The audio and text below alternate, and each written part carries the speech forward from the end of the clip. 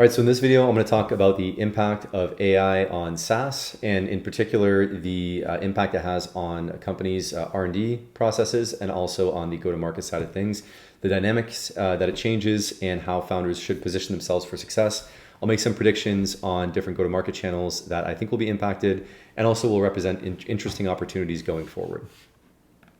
So first, on the R&D side of things, obviously generative AI tools like Copilot and others have reduced the need for a lot of junior developers. So you still need the expert level CTO/senior dev that knows how to structure integrations, that knows how to build things overall, how to architect their software for scalability and all that. However, that means that a team that used to need maybe 10 junior devs might only need 3 junior devs now. Now, this is a double-edged sword in that it means that for your company, you don't need as much headcount to make a lot of progress, and you can go a lot faster. However, it also has the same impact on the barrier to entry. So meaning we're seeing kind of the rise of like these individual, kind of like micro SaaS companies or super verticalized products that are building really, really quickly and coming in and undercutting people.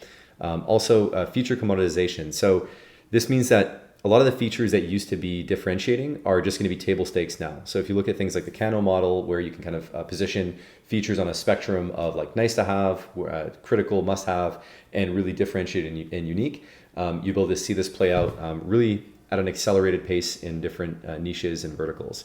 So to expand on the niche experts statement, I've actually, and this is very anecdotal, okay? So this is not, I didn't do like a giant market study or anything. I've just heard several instances recently. One was a lady was telling me about her husband, who's a mechanical engineer, who spotted an opportunity in something to do with like the structural analysis in the construction industry of like support structures in buildings. And in the span of 1 month, he learned how to code. And then in 2 weeks, once he learned how to code, he used AI to basically help him build this full SaaS end to end. So obviously he was already technical in some sense, being a mechanical engineer. He probably had played with different programming, like, base level programming stuff like MATLAB and others before, but regardless, he was able to pivot into a software engineering kind of approach really, really quickly and easily thanks to AI, and actually build a full-fledged product. He actually had a few customers already. So that was really surprising to me. And then also I spoke to a founder who was a venture-backed company, and she had raised a few $1 million, built this whole product, a couple of years before Gen AI came out or was really publicized. And she found that in the last year, so historically she only had 3 competitors, all charging around the same price point. She was targeting e-commerce merchants, charging about $750 a month as a ACV. And these in the last year, she's had 10 new competitors, so like 3 times more competition in the last year, and all of them are like one-person shops. She said they called them like garage band startups, right? And so it was just individuals that had seen an opportunity and jumped on it, and they were all undercutting her by a really significant factor. I think she said it was like $200 or $250 a month was like the average pricing that they were offering to the same client base. And surprisingly, she said that all this R&D that it had taken them 3 years to build out, they had done in a matter of months and reached about 80 to 90% feature parity with her startup. With her product. So I thought that was really surprising to hear. And so just a couple data points there. So I think this is something that we're going to see more going forward. And again, it represents a massive opportunity. We're democratizing, building these kinds of startups, but it also makes it a lot more competitive, right? On the go-to-market side, there's a lot going on here. There's a ton of different sales tools and marketing tools that are coming out. Things like Smart Lead for outreach. It doesn't necessarily use AI. It does actually use AI to categorize replies. You have Clay to quickly personalize messages at scale, ad creative to like make your ads, your images for like e-commerce companies, auto-generated videos from HeyGen and others. So what this means is that you end up with a scenario where, again, that same solo founder or solo founder plus 1 or 2 people can do the same work of a 5-person or even more sales and marketing team, right? Because normally you would need like a content marketer to be making the videos. You would need a BDR to be doing the outreach and personalization. You would need like an ad creative person to actually make the ads, like a media, not a media buyer, sorry, but the person that's a creative that's actually making the images and the videos. So now 1 or 2 people can do the work of 5 or more people on a team. So that's a big thing. Another thing that's new is the democratized analysis. So meaning what big companies used to pay or still do pay for these like voice of the customer analysis tools, consumer research tools to analyze what people are saying and how the words they're using and what they're saying positively or negatively about themselves and their competitors. Now today, because of AI, the cost has gone down massively to do that. And so, one use case here is that small startups can actually using a couple tools online, you can scrape all the G2 reviews of all of your competitors, and then using AI like in Work for Sheets, GPT for Sheets, you can actually analyze all the customer reviews and identify keywords and jargon that they're using based on their user profile too. You can see whether they're doing really well with SMB, mid-market, enterprise, things like that. And so obviously this is super valuable for coming up with your marketing copy, your roadmap, your features. So there's a lot there to think about. And then also personalization at scale. So what this means is that, you now with AI and all these tools, these GTM tools that are being built, it becomes way cheaper than ever before to do personalization. So historically, you would have to either yourself or have an SDR go and do manual account research, right? You're reading, if it's a big company, public company, they'll have a 10K report, like an annual report where you can go and look at what are the key initiatives, and then you can make reference to that. Like I've done that myself as a sales rep before, but now you can just basically scrape them and then have AI analyze them. You can do thousands of these at once. And it just makes it a lot easier. So what this means is that in the short term, I'm guessing, the next, 6 months to 18 months, just ballparking, wild ass guess, right? But guessing that, you're going to see the quality of outreach messages go up. And I've already seen this myself, the outreach that I'm getting and that I'm sending out has gone up a lot. But I also think that because it's getting so easy to do, a lot more people are going to be doing it. And so that channel, right? So cold email, LinkedIn DMs, things like that are just going to get more and more saturated. And I just think that the market is going to get more sophisticated. So people are, response rates are going to go down. They're going to get more desensitized to this. And at the same time, because it's become so easy to spin up these big cold email machines and automations, and even if they're personalized, you're still seeing Outlook and Google crack down big time on different on the accounts and hitting deliverability and all that. So it's getting harder to get your message out there. And I think that trend is going to continue despite personalization. That being said, I don't think it's dead, right? I mean, cold email still works, in 2024, but I do think it's going to get harder. And there might be a point in the future where people are just so turned off by all these messages they're getting, even if they are super, super personalized, they may be able to just guess that they're AI generated and tune it out a little bit more. So obviously seeing more of something kind of devalues it, right? So on the prediction side, I think we're going to see outbound evolve. And again, I don't think it's going to die, but I think you're going to have to step up the level of the quality of your lead magnets. I think, we've seen some enterprise companies, that offer like $50 gift cards if you take a meeting and all these different kind of things to try and increase conversion rate on outbound. I think that you'll also see a bigger need for specific lead magnets. So if you're selling something that's for lead gen, well, hey, can I send you, 500 leads for free? Or can I, draft you your cold email copy for free? If you're doing strategy, can I give you a free strategy audit or report? And these deliverables will get easier to automate also thanks to AI.